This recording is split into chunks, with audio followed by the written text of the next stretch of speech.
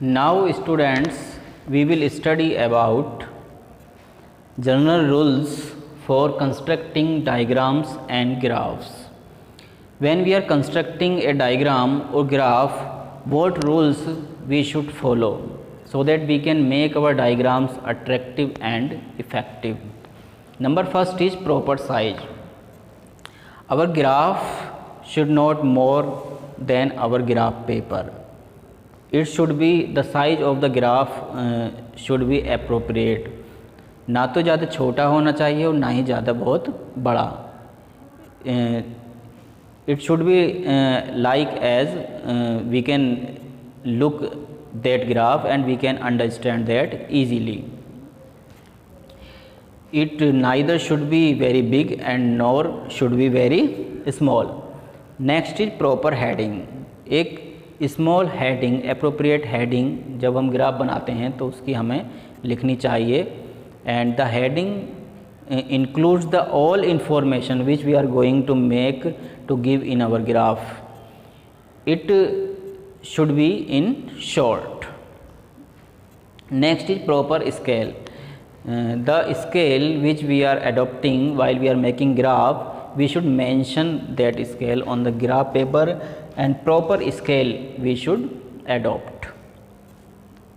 Scale ऐसा होना चाहिए कि ग्राफ पेपर पर हमारा जो पूरी इन्फॉर्मेशन है, जो स्टेटिस्टिकल डाटा है वो शो हो जाए, हम उसको आसानी से प्रेजेंट कर सकें. Next, use of science and colours only. हमें ग्राफ को अट्रैक्टिव बनाने के लिए साइंस का यूज कर सकते हैं और कलर्स का यूज हमें करना चाहिए. And we should use less use हमें किसका करना चाहिए? वर्ड्स का एंड फिगर्स का. वर्ड्स का कम से कम यूज हमें करना चाहिए, फिगर्स का कम से कम यूज हमें करना चाहिए, लेकिन साइंस और कलर्स को यूज हम कर सकते हैं. Next, drawing the border. Graph को बनाने के बाद एक हमें बॉर्डर इसका बनाना चाहिए जिससे कि जो हमारा ग्राफ है वो और ज़्यादा अट्रैक्टिव लगे. And graph should be simple.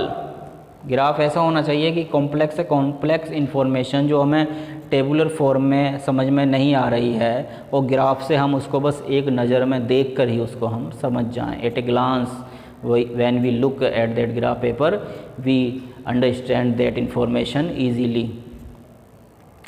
Graph जब हम बना रहे हैं तो इसका जो फ्लो है, while we are making the graph, the flow of making the graph should be from left to right और फ्रॉम बॉटम टू टॉप. इसका जो फ्लो है बनाने का वो या तो लेफ़्ट से राइट की तरफ होना चाहिए या फिर bottom to top.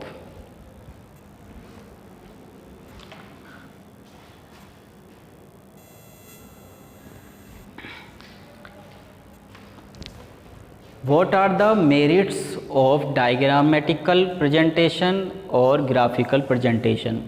Diagrammatic presentation और ग्राफिकल प्रेजेंटेशन की मेरिट्स क्या होती हैं? What are the importance of graphical presentation? Number first is simple and understandable information. Information जो स्टेटिस्टिकल डाटा हमने फॉर्म किया है वो कितना भी कॉम्प्लेक्स क्यों नहीं है, उसको जब हम उसका डायग्राम बनाते हैं तो वो कॉम्प्लेक्स इंफॉर्मेशन भी ईजीली अंडरस्टैंडेबल हो जाती है और सिंपल वो हो जाती है. So this is the very important feature of diagrammatical presentation. Only having a look. बस एक बार आप देख कर ही उस इंफॉर्मेशन को समझ सकते हैं. जो स्टैटिस्टिकल डाटा हम समझ नहीं पा रहे थे, कॉम्प्लेक्स इंफॉर्मेशन, उसको डायग्राम की हेल्प से, ग्राफ की हेल्प से हम एक बार बस देख कर ही उसको समझ सकते हैं. Next is lasting impact. जो हम स्टैटिस्टिकल डाटा हमने फॉर्म किया है उसका जो इम्पैक्ट होता है वो लास्टिंग इम्पैक्ट होता है. मीन्स इसको आसानी से भुलाया नहीं जा सकता, यह इजीली लर्न हो जाता है. टेबल और फॉर्म में जो डाटा हमने बनाया वो याद नहीं होता, लेकिन इसको अगर हम एक बार देख लेते हैं डायग्राम को तो ये हमारे माइंड में बहुत समय तक रहता है और यह आसानी से इसको भूला नहीं जा सकता. Next is no need of specialise training. और डायग्राम बनाने के लिए, ग्राफ बनाने के लिए ऐसा नहीं है कि बहुत स्पेशलाइज किसी ट्रेनिंग की रिक्वायरमेंट होती है. No, only an ordinary person can make easily the diagram and graph easily. Next, effective and attractive means of presentation. Presentation का इंफॉर्मेशन को प्रेजेंट करने का ये जो तरीका है ये बहुत ही ज़्यादा इफ़ेक्टिव और अट्रैक्टिव है। This is a very good method of presentation. Next, a quick comparison at a glance. एक बार इसको देखकर ही हम जो डाटा है उसको हम कंपैरिजन भी कर सकते हैं इससे। जैसे कि मान लीजिए हम प्राइवेट और पब्लिक सेक्टर में कितना इन्वेस्टमेंट हुआ इंडिया में, प्राइवेट सेक्टर में कितना इन्वेस्टमेंट हुआ और पब्लिक सेक्टर में, दोनों का अलग अलग डाटा हम शो कर सकते हैं। प्राइवेट सेक्टर का डाटा हम डार्क लाइन से शो कर सकते हैं और जो पब्लिक सेक्टर है उसका में जो इन्वेस्टमेंट हुआ उसको हम ब्रोकन लाइन से या डॉटेड लाइन से शो कर सकते हैं और उसको हम आसानी से फिर इजीली समझ सकते हैं देखकर कि इन्वेस्टमेंट किसका ज़्यादा हो रहा है, किसका कम हो रहा है, कौन से ईयर में किसका ज़्यादा है और किसका कम है।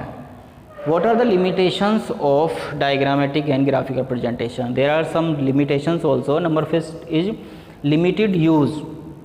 These diagrams and graphs are of limited use. इनका ज़्यादा यूज नहीं होता. When time series data is available only, when we have to present time series data, then this is used only. हर समय इस तरह से हम इसको यूज नहीं कर सकते हैं. A limited set of data can be presented, only A limited set of data can be presented in the form of A diagram. हमारे पास बहुत सारा डाटा होता है, उसमें से बस हम लिमिटेड डाटा को ही in the form of diagram हम प्रेजेंट कर सकते हैं. सभी डाटा को हम डायग्राम की फॉर्म में प्रेजेंट नहीं कर सकते. Next is misuse. इस टेक्निक का मिसयूज भी कुछ लोग करते हैं, जैसे कि एडवर्टाइजिंग कंपनी करती हैं. वो अपने प्रोडक्ट को डायग्राम की हेल्प से अच्छा शो कर देते हैं, अच्छा रिप्रेजेंट कर देते हैं और किसी दूसरे कंपनी के प्रोडक्ट को इन्फीरियर बता देते हैं. तो जैसे कि कंपेरिजन करते हैं, बहुत सारे बाइक वाले करते हैं कि हमारी बाइक का माइलेज बहुत अच्छा है, ग्राफ से शो करके दिखा देते हैं वो. तो इसका मिसयूज भी हो सकता है. फॉल्स इन्फॉर्मेशन रिप्रेजेंट की जा सकती है. अब ग्राफ में हमें ये तो पता नहीं है कि इन्फॉर्मेशन करेक्ट है या फॉल्स है, तो फॉल्स इन्फॉर्मेशन भी इसमें यूज किया जा सकती है. इसका मिसयूज हो सकता है टेक्निक का. Only preliminary conclusions. Next is only preliminary conclusion, means final conclusion इससे हमें नहीं मिलते ग्राफ से. ओनली प्रिलिमिनरी, बस प्रारंभिक इसमें जो कंक्लूजन्स हैं वो हमें प्राप्त होते हैं. So this is also an important limitation of graphical or diagrammatic presentation of data.